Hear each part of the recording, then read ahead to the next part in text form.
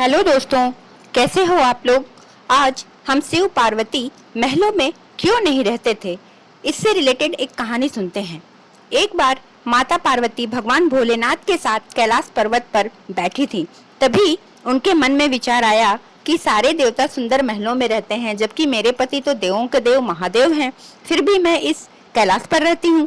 यहाँ ना तो कोई महल है, ना कोई आराम की वस्तु। ऐसा सोचकर माता पार्वती ने भोलेनाथ से कहा, स्वामी, सारे देवता महलों में रहते हैं, आप क्यों इस कैलाश पर वास करते हैं। आप भी हमारे लिए एक भवन बनवा लीजिए ताकि हम भी आराम से रह सकें। पार्वती जी की बात सुनकर भोलेनाथ थोड़ा सा मुस्कुराए और फिर बिना कुछ कहे ध्यान मग्न हो गए। माता पार्वती को भोलेनाथ का ये व्यवहार कुछ ठीक नहीं लगा, किंतु वो बिना कुछ कहे वहां से चली गई। जब महादेव अपने ध्यान से निकले तो माता ने फिर से भोलेनाथ से कहा, हे प्रभु, मेरा भी मन है कि मैं अन्य देवताओं की भांति महल में रहूं, आप भी मेरे लिए एक भवन बनवा दीजिए। तब महादेव ने कहा, देवी, महल में रहना हम लोगों के लिए उचित नहीं है। किंतु माता पार्वती ने महादेव से हठपूर्वक कहा, प्रभु, आपको नहीं लगता कि आपको भी महल में रहना चाहिए। आपका महल तो स्वर्ग में बने हुए इंद्र के महल से भी उत्तम और भव्य होना चाहिए। अब तो हमें महल बना लेना ही चाहिए। महादेव ने माता पार्वती को बहुत समझाया। वे बोले, देवी, हम तो ठहरे योगी खुले में रहने वाले हैं, हमें भवन का वातावरण रास नहीं आएगा। हमें तो महल में भी चैन नहीं मिलेगा, क्योंकि महल में रहने से बड़े नियम और बंधन होते हैं। किंतु माता ने तो मन में विचार कर लिया था कि अब महलों के बने बिना वो नहीं मानेगी। वो बोली, हे महादेव, जब सारे देव महलों में रहते हैं तो फिर महादेव क्यों बर्फ के चट्टानों पर रहें। पार्वती के इस हट के आगे देवों के देव महादेव को भी झुकना पड़ा। तब उन्होंने इस कार्य के लिए स्वर्ग से विश्वकर्मा जी को बुलवाया और उन्हें ऐसा महल बनाने को कहा जो तीनों लोकों में किसी का ना हो। उधर विश्वकर्मा जी महादेव के आदेशानुसार भवन बनाने के लिए उपयुक्त स्थान की खोज में लग गए।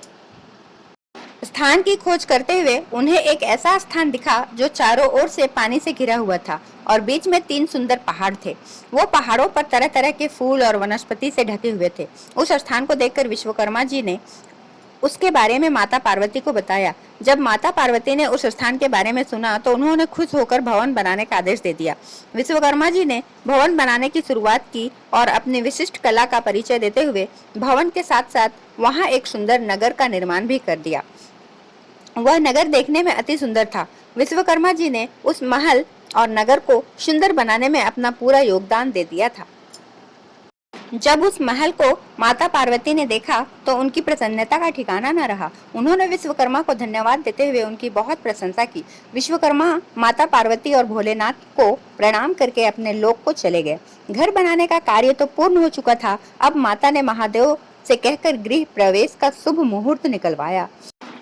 गृह प्रवेश के समय ऋषि विश्रवा आचार्यत्व आ गए थे। सभी देवता भी उस समारोह में आए हुए थे। जिसने भी उस महल को देखा वही आश्चर्यचकित होकर उसकी प्रशंसा कर रहा था। वास्तव में वह भवन बना ही अद्भुत था। गृह प्रवेश विधि के पूर्व होने के बाद महादेव ने आचार्य से दक्षिणा मांगने को कहा तो विश्रवा ने मना कर दिया। वे बोले, प्रभु, क्या कोई भक्त अपने भगवान से कुछ मांगता है? ऐसा करके तो मैं पाप का भागी बन जाऊंगा। मुझे कुछ दक्षिणा नहीं चाहिए। यह कहकर ऋषि विश्रवा जाने लगे तो महादेव ने कहा, ऋषिवर, आपको दक्षिणा तो लेनी पड़ेगी। जब तक आचार्य को दक्षिणा न दी जाए तब तक कोई शुभ कार्य पूरा नहीं होता है। महादेव की माया, ऋषि विश्रवा का मन उस नए बने हुए नगर पर आ गया। बार बार आग्रह करने पर उन्होंने दक्षिणा के स्वरूप उन्होंने उस भवन सहित नगर को ही मांग लिया। ब्राह्मण को दक्षिणा के रूप में उसकी मुंह मांगी वस्तु दी जाती है, इसलिए महादेव ने उस लंका को ऋषि विश्रवा को दान कर दिया। महादेव के द्वारा अपने भवन को दान कर देने से माता पार्वती क्रोध से भर उठी। उन्हें ऋषि की इस धृष्टता पर बड़ा क्रोध आया। उसी क्रोध में उन्होंने ऋषि विश्रवा को श्राप दे दिया। वे बोली, तुम तो ऋषि कहलाने के लायक भी नहीं हो। महादेव की सरलता का लाभ उठाकर तुमने बड़ी कुटिलता से मेरी प्रिय महल को ही हर लिया है। इसके लिए मैं तुम्हें श्राप देती हूँ कि महादेव का ही भक्त एक दिन उस महल को जलाकर उसके साथ ही तुम्हारे कुल का विनाश आरंभ हो जाएगा।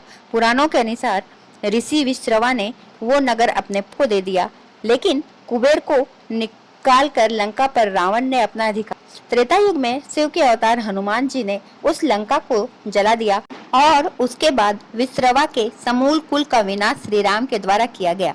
उस कुल में एकमात्र विभीषण ही ऐसे थे जो जिंदा बचे। भक्तों, अगर ये कहानी आपको अच्छी लगी हो तो इस तरह की कहानियां सुनने के लिए मेरे चैनल को लाइक और सब्सक्राइब करना बिल्कुल ना भूलें और कमेंट में लिखें हर हर महादेव।